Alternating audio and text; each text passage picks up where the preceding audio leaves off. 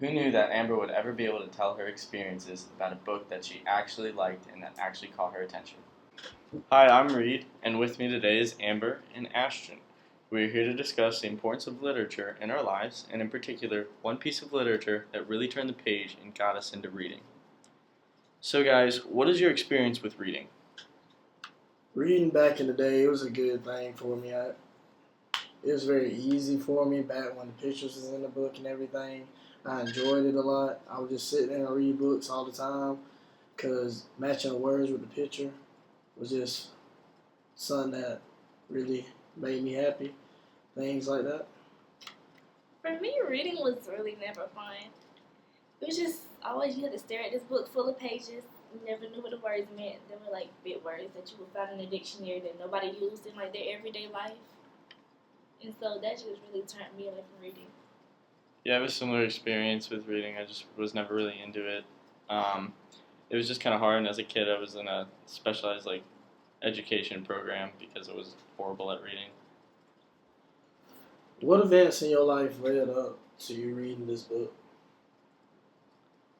For me, so when I was younger, I was put into what's called like an individualized education program, and that's because I wasn't really good at reading. So I had to go to class, and I would meet with a tutor who was just one of my teachers, and we would just read for a little bit. And I'd have to take time reading tests, and I had that started in first grade, and it ended in eighth grade, and so reading just kind of sucked all the way up until I read that book, which was in my eighth grade year. For me, it was when my father passed away. I remember on Saturday mornings, we would always sit on the couch and read car magazines. But I didn't really care for reading still, but I just always look at the pictures. And then, since he died, I just felt like what was the point of reading because all books seemed like a fairy tale, and that wasn't how my life was. So that kind of turned me away from reading. But then I finally decided to read this book. I was like, well, maybe all books are not like that. Yeah, reading after pictures went away and all that, reading became very hard for me. I didn't like it that much anymore. Vocabulary got stronger, so I was really slacking on the books. Plus, I was going through a hard time in my life at that time, so I wasn't barely doing anything. And then it just led up to me finally somebody handed me this book, and it led on. What experiences did you have before reading this book? My experience before reading the book, I did not make the baseball team, and it really hit me hard. I was a depressed little kid, things like that, because my friends all made the team, and it was just me left behind, and I was bawling out, crying. I didn't want to do anything anymore. I said I was done with sports and everything, and all that. But then the thing that made me read this book is because my mom and my teacher met, and they came together and they decided that they recognized how I was getting my AR points and things like that. And my mama was like one of those parents. She'll push you. She would never let you fail. Things like that. She was always on me about everything. And well, that's when they decided oh, he's going through a rough time through baseball. So that's when they gave me this book and they helped me get my confidence back and things like that.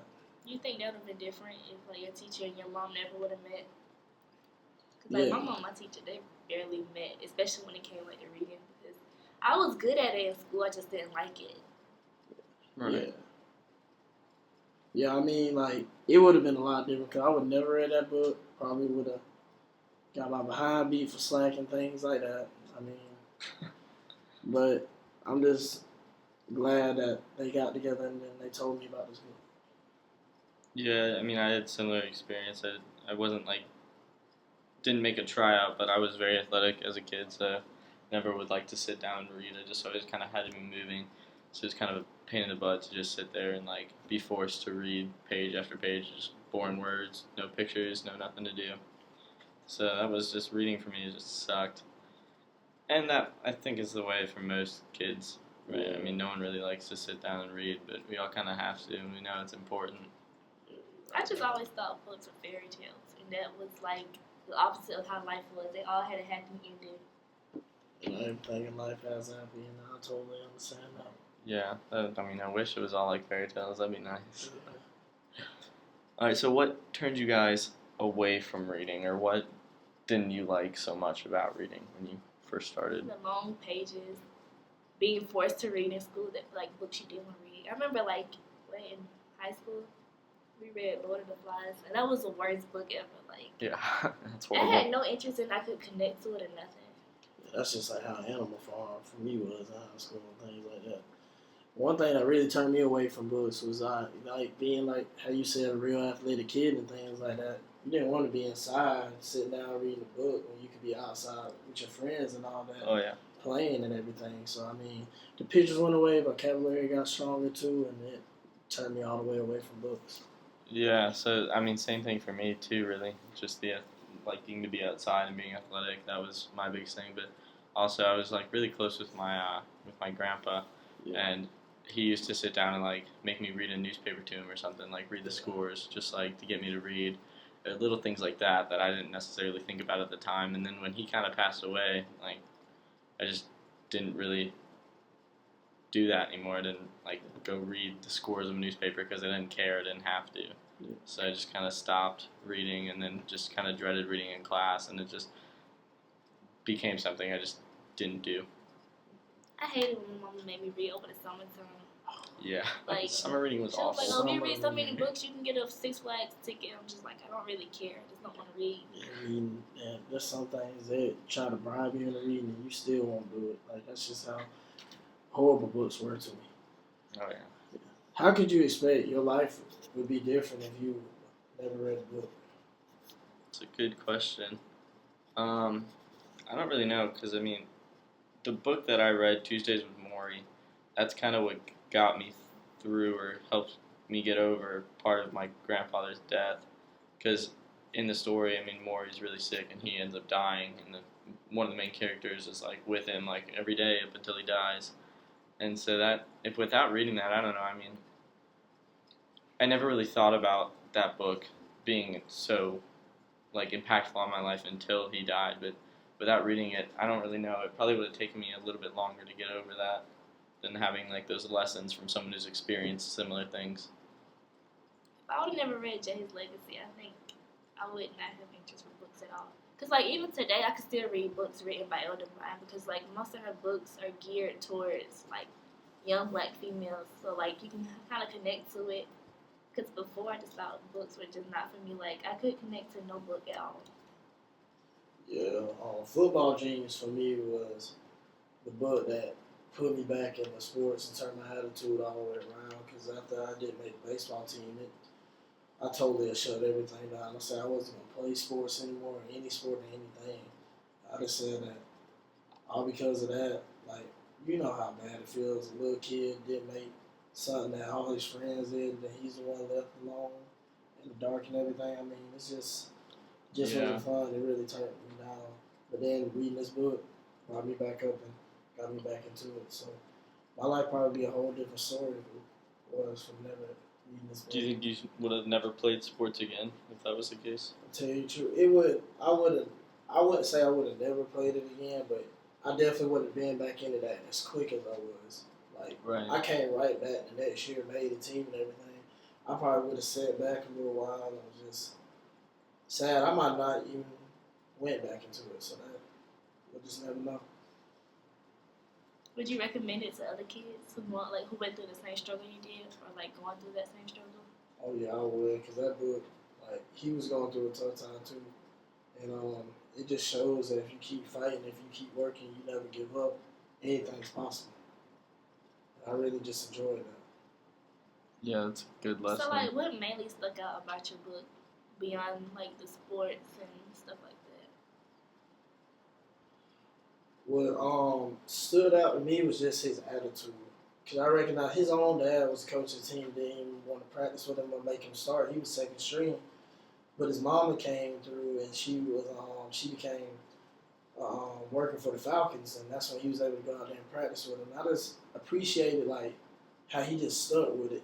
Like, if your own dad turns you down for doing something, it would basically shut you all the way down. But him being so strong in mind, so strong in heart, allowed him to be able to fight through that wall that he had right in front of him, and that he showed me how to fight through my walls. So it wasn't just all about like sports and that situation. I can take what I learned from that book and put it into any situation. There's a wall there.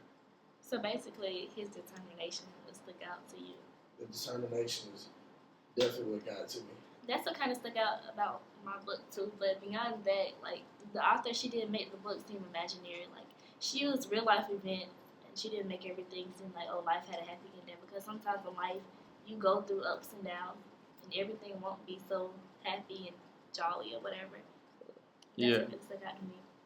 Yeah, I mean, for me, mostly. So normally you would think anyways, when you have someone who would, like, pass away who you're close to, you'd look at someone else who had a similar situation and how they coped with it. But it was kind of the opposite. I actually looked at the person who passed away in this book because it was Maury who was really giving all the lessons. And even though he was dying and he knew he was dying and he was stressing the importance of talking about dying. And that's kind of what the book was about. It was just Maury's, like, lessons on life. And just hearing that and, like, kind of helped me get over it because I realized, like, death isn't such a terrible thing because it's the end of one chapter, the start of another for anyone, really. Yeah.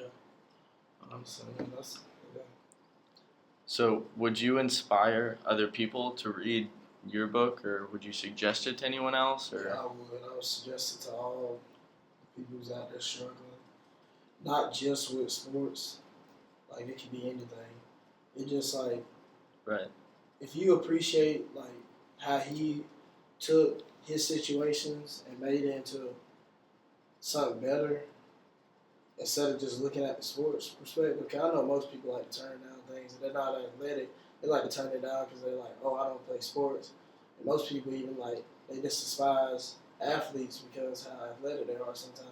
Mm. And I mean, I'm not telling you to read the book because of that. I'm telling you to read it so you can learn how to fight through the hard situations that you go throughout life. And the determination that he had was just the main key. Troy was a very strong character in this book, and that was the boy who was going through it. I just appreciate what Tim Green wrote because who knows where I would be without that. So it's just inspiring, kind of helped you to get over those walls, right? Oh, Yeah. I mean, that kind of relates to my book too because the main character Jade, she faced like situations in life, and she constantly compared her life to a dodgeball game. But like she kept her head up, and she didn't let the hard times get the best of her, and that's what I think is the most important thing about life, and that's why I would inspire people to read this book. Yeah. See, I would pretty much do the same as what both of you just said when it comes to, like, recommending the book or inspiring others to read it. Just it's not so much important for just the situation the book covers. It's more of, like, what you can put the book into in different situations in life. That makes it such, like, a good, useful tool for anyone, really. I know for me, like, Jade was that one character I could relate to in the book. Like, what was the character I could relate to? Yeah, for me it was Troy. He was a boy who was going through a situation at the time, and he just really helped me get over my hump in life. I was going through. Yeah, for me it was. So I mean, I said it related to, like, I listened to Maury's lessons on life, but it was actually the writer of the book, the author Mitch Albom, who I kind of related to the most because he had just lost. It was his old professor, but they were, like, really good friends. He went and saw him every day, and he just lost him. So that's who I kind of looked at. Has your passion for reading changed after reading this book? And if it did, why not?